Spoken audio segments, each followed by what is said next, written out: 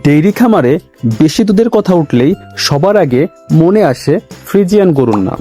কিন্তু আপনি কি জানেন, দুধ এবং মাংস উভয় খাতেই ফ্রিজিয়ানকে টেক্কা দিয়ে খামারিদের নতুন পছন্দ হয়ে উঠেছে ফ্লেগবি গরু।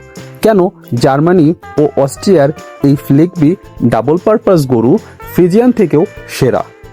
চলুন জেনে নেওয়া যাক তিনটি প্রধান কারণ। প্রথমত, দ্বিমুখী সুবিধা।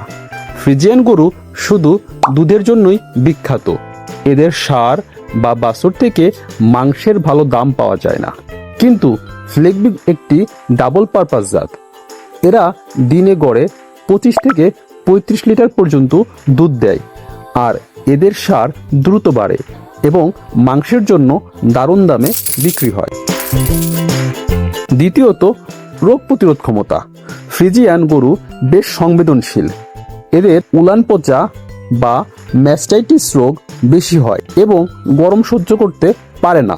অন্যদিকে ফ্লেগবি গরু রোগ প্রতিরোধ ক্ষমতা অসাধারণ। এদের পায়ের খুর শক্ত এবং যে কোনো আবহাওয়া সহজেই মানিয়ে নিতে পারে।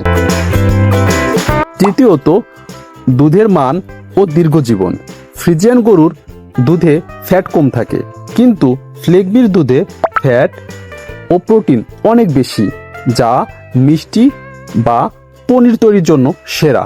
এছাড়া ফ্রিজিয়ান গরু সাধারণত 3 থেকে 4টি বাছুর দেওয়ার পর দুর্বল হয়ে পড়ে, সেখানে ফ্লেগবি গরু 7 থেকে 8টি বাছুর অনায়াসে দিতে পারে।